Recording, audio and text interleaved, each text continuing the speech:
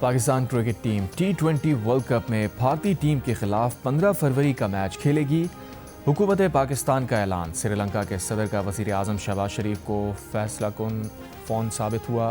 سری لنکن صدر نے وزیر اعظم شہباز شریف سے فون پر درخواست کی جو پاکستان نے مان لی۔ بنگلہ دیش کرکٹ بورڈ نے بھی پاکستان سے یہی درخواست کی۔ بنگلہ دیش کرکٹ بورڈ کے صدر امین الاسلام نے چیئرمین PCB محسن نقوی کا خصوصی شکریہ ادا کیا۔ کہا سارے معاملے میں PCB نے بھرپور ساتھ دیا۔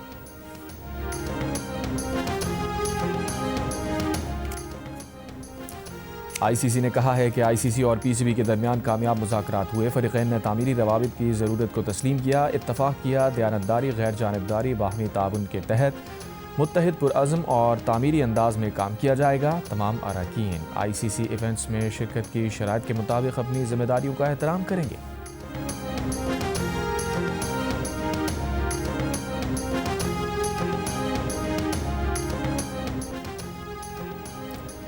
سری لنکن صدر کا وزیر اعظم سے اظہار تشکر۔ کہا شہباز شریف کا شکریہ جنہوں نے پاک بھارت میچ کو یقینی بنایا۔ جس کھیل سے ہم سب کو محبت ہے اس کو جاری رکھنے میں کردار پر شہباز شریف کا شکریہ۔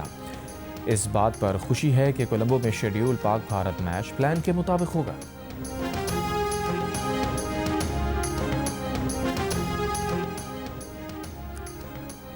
ICC نے بھارت سے میچ کھیلنے کے لیے پاکستان کے مطالبات تسلیم کر لیے۔ پاکستان نے اپنی جگہ برادر ملک بنگلہ دیش کے لیے مطالبات منوائے۔ ICC T20 ورلڈ کپ نہ کھیلنے پر بنگلہ دیش پر کوئی جرمانہ یا پابندی نہیں لگائے گا۔ بنگلہ دیش کو 2028 سے 2031 کے درمیان ICC کے ایک ایونٹ کی میزبانی دی جائے گی۔ ICC کا سرکاری اعلامیہ جاری۔ اعلامیہ میں کہا گیا ہے کہ ICC PCB اور BCB سمیت دیگر اراکین کے ساتھ کھیل کے بہترین مفادات میں مسلسل بات چیت اور تعاون کے لیے پرعزم ہے۔ Chief executive ICC Sanju Gupta نے کہا ICC T20 ورلڈ کپ میں بنگلہ دیش کا نہ ہونا افسوسناک ہے۔ ICC کی توجہ مستقبل میں کھیلوں اور کھیلوں کے مواقع کو بہتر بنانے پر مرکوز ہے۔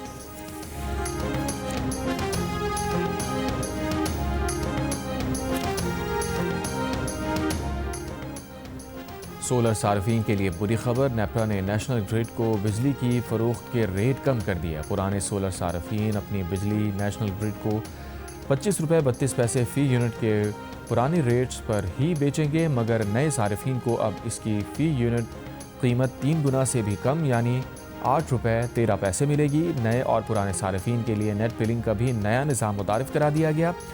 صارفین کا یونٹ اب سرکاری یونٹ کے برابر نہیں ہوگا۔ اب نیشنل گرڈ سے لی گئی ساری بجلی کی فی یونٹ قیمت سلیبز کے حساب سے ہوگی۔ نیٹ میٹرنگ کے لیے معاہدے کی مدت بھی 5 سال تک محدود۔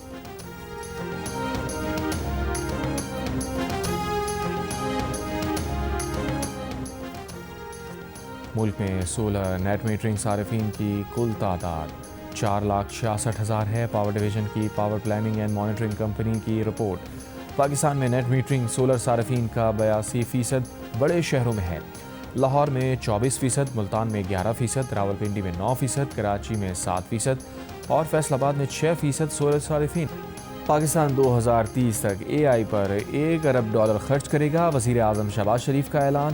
انڈس AI ویک کی افتتاحی تقریب سے خطاب میں کہا آج پاکستان مصنوعی ذہانت کے میدان میں دنیا کے شانہ بشانہ چلنے کے لیے پرعزم اور مکمل طور پر تیار ہے۔ AI کے فوائد اور چیلنجز دونوں ہیں۔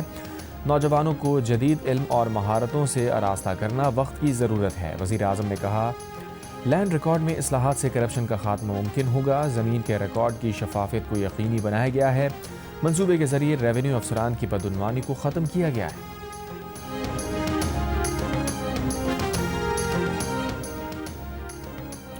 ملکہ کوثر مری میں برف باری، ٹھنڈی ہوائیں۔ محکمہ موسمیات کے مطابق برف باری کا سلسلہ آئندہ 24 گھنٹے تک جاری رہنے کا امکان ہے۔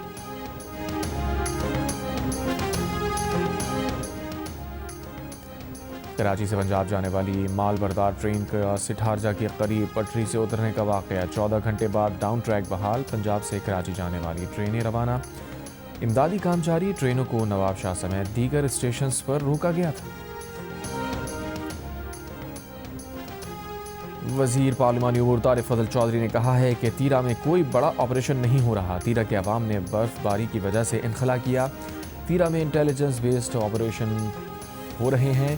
وفاق فاٹا کو 28ویں ترمیم کے ذریعے واپس لینے کو تیار ہے۔ قومی اسمبلی اجلاس میں گفتگو۔ بانی پی ٹی آئی آئندہ اسلام آباد کی طرف چڑھائی کا کبھی حکم نہیں دیں گے، chairman PTI barrister Gohar کا انکشاف، کہا کسی کنٹینر کی تیاری یا اسلام آباد کی طرف رخ کرنے کی بات درست نہیں، 8 فروری کو جو احتجاج تھا وہ ختم ہو چکا، اس کے بعد پارٹی کی کوئی میٹنگ نہیں ہوئی۔ دوسری طرف پی ٹی آئی رہنما شاہد خٹک کا موقف بالکل مختلف، کہا کنٹینر پشاور میں تیار کھڑا ہے، ہم کسی بھی وقت کنٹینر پر چڑھ سکتے ہیں، کنٹینر کی ڈرائیونگ سیٹ پر محمود خان اچکزئی اور وزیر اعلیٰ سہیل آفریدی ہوں گے۔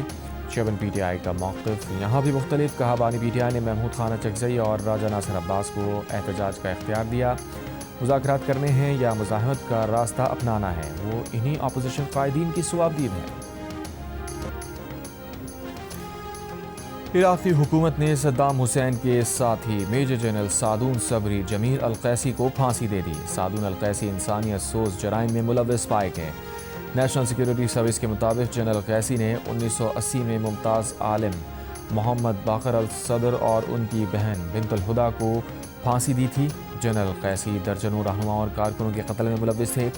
سعدون القیسی 2003 میں صدام حکومت کے خاتمے کے بعد شام فرار ہو گئے تھے۔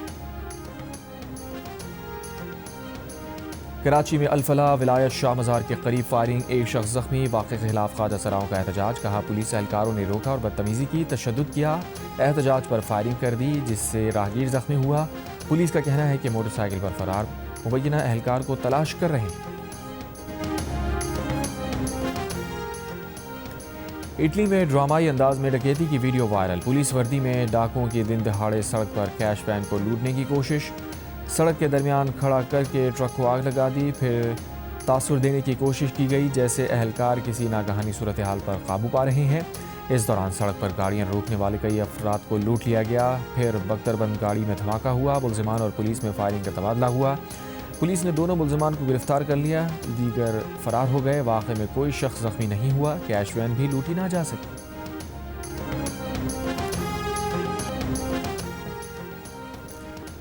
برطانوی حکومت کا اسرائیل سے مغربی کنارے پر کنٹرول کا فیصلہ واپس لینے کا مطالبہ، مغربی کنارے پر قبضے کو وسعت دینے کے اسرائیلی کابینہ کے فیصلے کی مذمت کرتے ہیں۔ فلسطین کی جغرافیائی ساخت کو یک طرفہ طور پر تبدیل کرنے کی کوشش ناقابل قبول ہے۔ برطانوی حکومت کا کہنا ہے کہ ایسی کوئی بھی کوشش بین الاقوامی قوانین سے متصادم ہوگی۔ اسرائیل سے مطالبہ کرتے ہیں کہ ان فیصلوں کو فوری طور پر واپس لیں۔ اور کمسنوں سے زیادتی میں ملوث بدنام زمانہ امریکی جیفری ایپسٹین کی رازداں دوست گلزین میکسویل نے اراکین کانگریس سے کہا ہے کہ وہ صرف اسی صورت زبان کھولے گی جب صدر ٹرمپ کی جانب سے معافی کا اعلان کر دیا جائے۔ ٹرمپ نے میکسویل کو معافی دینے کا واضح جواب نہیں دیا تھا۔ میکسویل کو سن 2021 میں سزا سنائی گئی تھی، اس پر ایپسٹین کے ساتھ مل کر جنسی مقاصد کے لیے کم عمر لڑکیوں کی انسانی اسمگلنگ کا جرم ثابت ہو گیا تھا۔ وہ ٹیکساس کی جیل میں سزا کاٹ رہی ہے۔